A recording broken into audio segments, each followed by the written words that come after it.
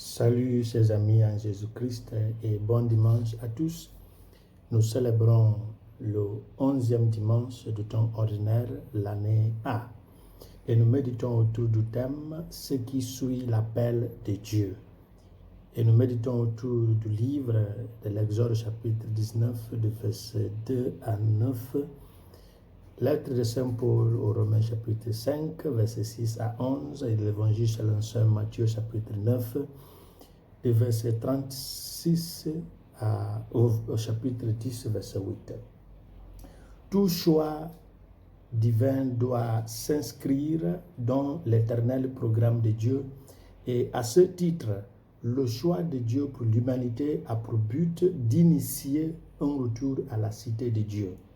Lorsque Dieu initie un projet à nous, il nous donne la capacité de suivre, car lorsqu'il nous appelle, il attend de nous que nous soyons actifs et non passifs, car personne ne peut plaire à Dieu en vivant une vie passive. Ce que nous étions, notre valeur, notre capacité, ne disent rien à Dieu avant qu'il nous appelle. Mais après avoir investi son temps en nous, ce que nous devenons est très important pour lui. C'est pourquoi le fait de ne pas produire les fruits ou les résultats escomptés peut entraîner la malédiction de la part de Dieu. Et lorsque Dieu nous appelle, il voit un besoin. Et si nous prenons l'évangile, il dit: voyant les foules, Jésus fut saisi de compassion envers elles parce qu'elles étaient désemparées et abattues comme des brebis sans berger.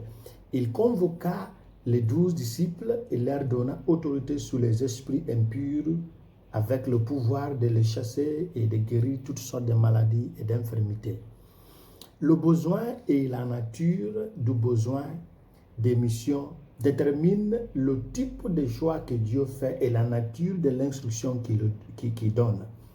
Il est également important de savoir que l'usage du pouvoir investir n'est actif et légal lorsqu'il est appliqué dans le respect du concours, du besoin et de la nature et du but de l'appel.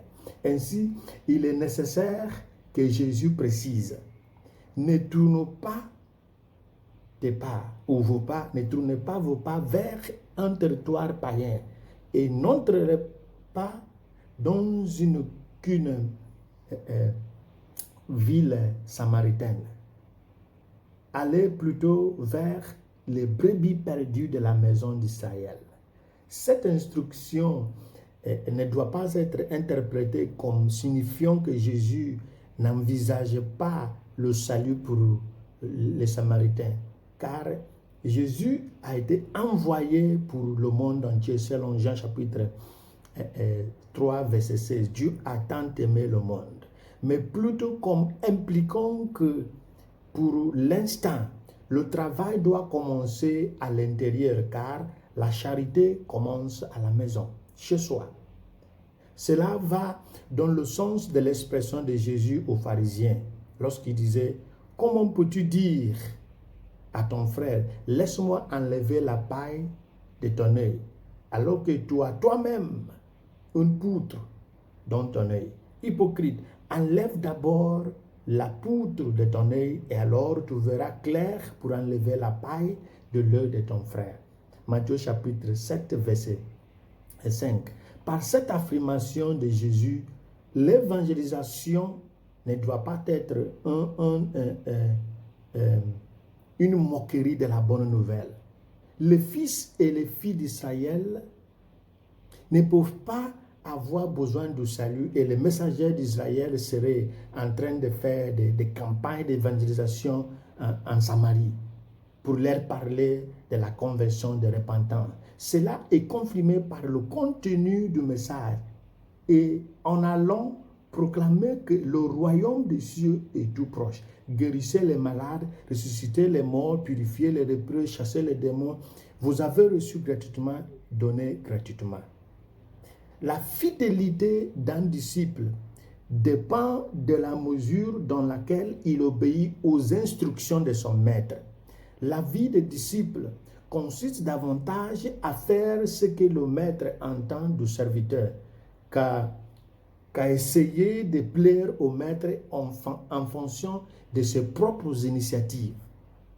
Dans la première lecture, il était clair qu'après avoir rappelé l'Israël de la victoire de Dieu à travers Moïse contre les Égyptiens, Dieu a dit à Israël ce qu'il attendait de lui. Vous savez que maintenant, si vous obéissez à ma voix et si vous en tenez à mon alliance, vous serez à moi parmi toutes les nations, car toute la terre est à moi.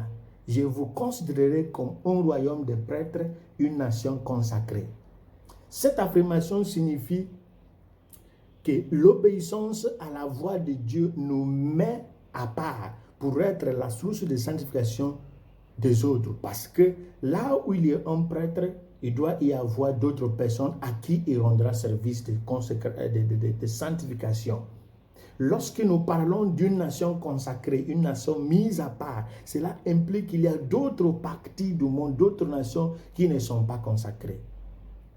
Alors prions pour obtenir la grâce d'écouter la voix de Dieu afin d'être et de rester un royaume de prêtres et une nation sainte, une nation consacrée. Lorsque Dieu nous appelle, il a des attentes. Et Dieu ne nous appelle pas lorsqu'il ne voit pas le besoin. C'est pourquoi c'est lui qui initie l'appel. C'est lui qui fait l'appel. Et lorsqu'il s'adresse un appel à nous, il sait au préalable que nous sommes capables. Et ce qui fait que l'homme ne porte pas des fruits, c'est parce que l'homme refuse de collaborer. Parce que la grâce initiale a été donnée à tous. Alors demandons au Christ la grâce de pouvoir le laisser entendre, de travailler sur nous afin que nous puissions marcher en porteur de fruits selon les attentes de Dieu. Car il y a quelque chose qui suit l'appel de Dieu. Et Dieu n'appelle pas là où il n'y a pas, il n'a pas senti le besoin. Il y a le besoin en nous, c'est pourquoi Dieu nous a fait grâce. Qui nous donne la grâce de répondre conformément à ses attentes. Qui nous bénisse, le Père, le Fils et le Saint-Esprit. Amen.